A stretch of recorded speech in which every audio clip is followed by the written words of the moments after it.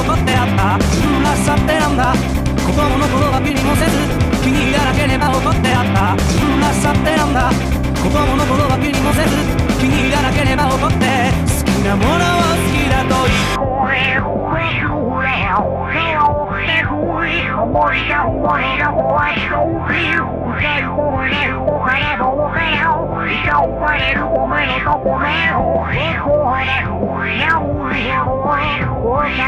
生き物になる。でもね、それでもね、つけるものがあるんだよ。Konnichiwa minasan, Anime Guru here. Sorry for the absence. I had some copyright troubles with one of my videos, and it was highly discouraging. But I got some inspiration, and I don't want to let you guys down, those of you who do watch my videos. And for that, I thank you. I really do. I'm just a lonely man from New Jersey. So, but with that, I want to share my opinions on the anime show that got me into anime as a genre as it is today. I mean, yes, there was Naruto and Dragon Ball and Yu Yu Hakusho, all of that. But I watched those before I even knew what anime was.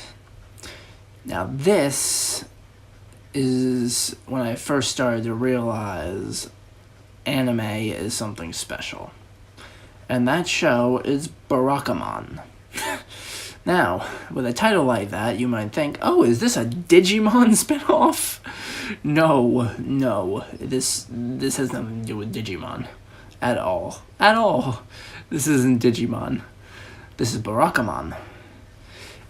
And it's a show from 2014 about a calligrapher who punches his director in the face and has to go live on a remote island to improve himself.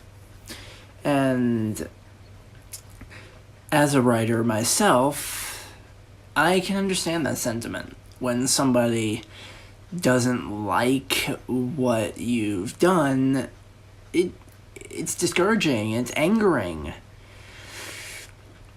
It pisses you off. Now, I'm a poet. I also write a novel. So, the creative drive can and does get diminished when you get a lot of negative feedback. I know that firsthand. So, when I first saw Barakamon a few years ago, actually it was probably around 2015, so it was only around, it's about a year after the show even was released into the world.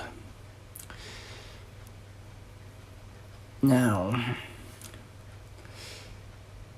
I have a lot of strong opinions on this show, most of them positive, because I like to stay positive, as you know.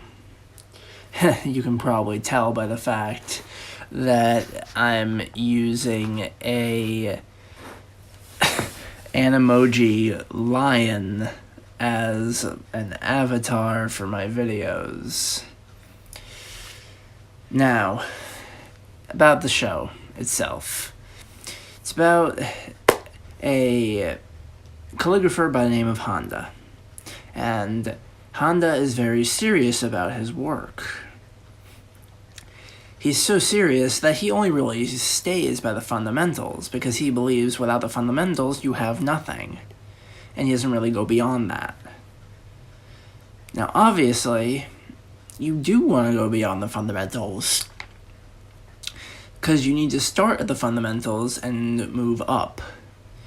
But Honda hasn't moved up, and at the moment he doesn't really intend to move up. And that's his problem, that the director calls him out on that in the first episode through a flashback. But Honda believes beauty is found in the fundamentals. And that's why he gets so emotional when he's told otherwise. So through attacking the director, he gets sent to this remote island to cool off. And it's not just because he was told to. He goes of his own volition as well, because he believes he needs to get a new perspective, which is definitely what you need to do when something like that happens. You need to change how you think, how you work through your experiences. And on this island, he meets a lot of new people. He's actually kind of creeped out by a lot of the people on this island at first. Especially a 7-year-old kid named Nada. Now, this kid is, she's something special.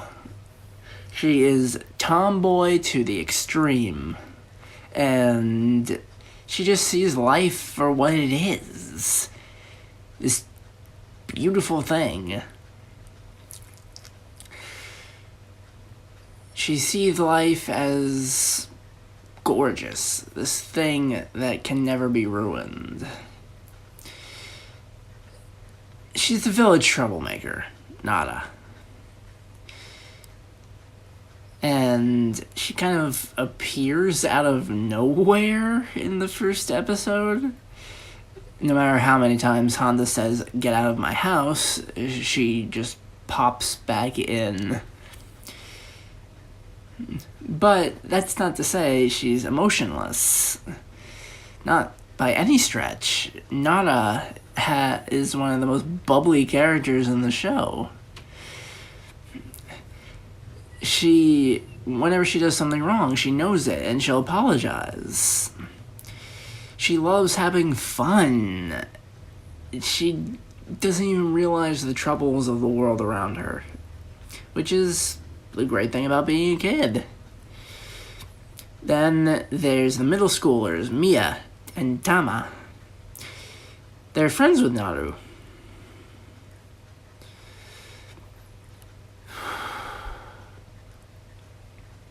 And Honda's house used to be their quote-unquote base. And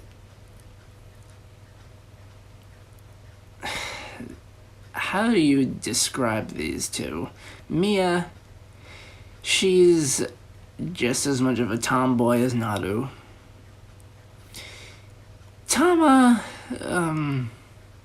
she's very introverted. She secretly wants to be a manga artist.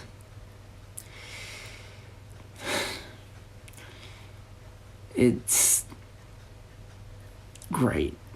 All the characters in Barakamon are great. From Mia and Tama and Naru to the village itself, where Honda realizes that village life is really simple. And that's exactly what he needed. Then there's Honda's best friend, Kawafuji, who has been with him all his life and kind of calls him out on a lot of his bullshit.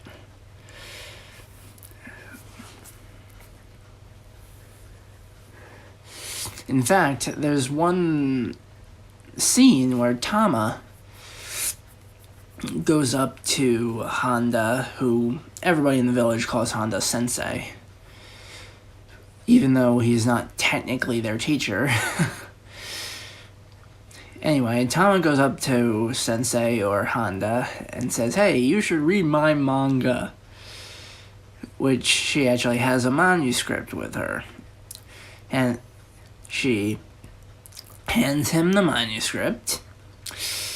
Honda takes one look at it and goes, "Hey, what is this?" And that's where Tama just, she goes nuts. she goes insane, explaining the virtues of love and suffering through blood and gore. She's a very passionate little lady. And so is Mia, because when Honda insults her, when Honda insults her in episode 2, as well as the village, she gets very passionate and says, "Yo, what was that about?" in her own tomboyish way. Then there's Kenta, another delinquent kid that we meet in episode 3, I believe. And also in episode 1, where he, butt jabs Honda. Sort of like the, 1,000 Years of Death strike from the early episodes of, Naruto. It's basically the same thing. In fact, it's probably a reference, now that I think about it. But Kenta is also friends with Naru, and they kind of get in trouble together throughout the village. There's also a point where they use mochi as a metaphor for moving forward in life. And my thought with that was, why mochi exactly? Like, you could have used any other food, but you chose mochi. Yeah. But through the mochi gathering, Honda realizes that a gathering of friends with similar minds can get something done. And then, in the next episode, Honda meets Mia's father, who asks him to do an original work for his boat. And Hansa's just like, but I use paper and ink, not paint and a plastic boat. And Mia's father is also very passionate, almost mean. Honda actually calls him a gangster, quote unquote. But he ends up getting the job done because he gets inspired by Naru and Kenta and all the other kids.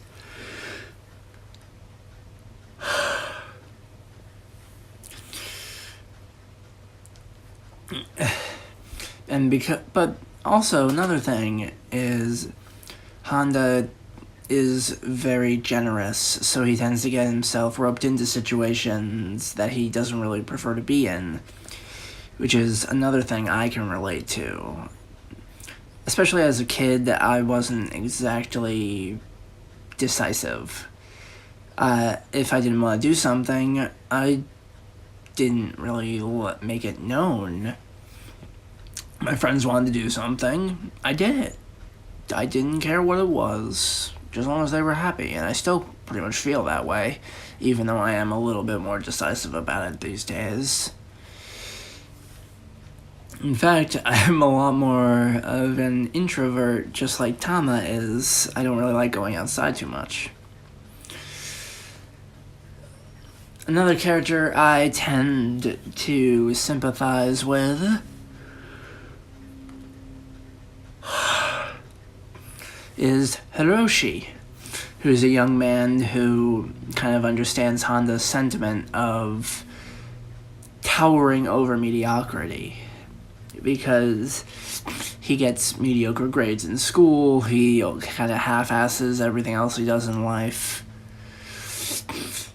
And while talking with Naru and being with Honda, he kind of realizes, I need to step up my game. So, through Honda, a lot of the characters in the village end up realizing they need to improve. And that's what Barakamon is about, I feel. It's about realizing where you are, up in the middle, or if you're even lower than that, and overcoming that, moving forward, and becoming a better person. And Barakamon kind of inspired me to do that myself, and that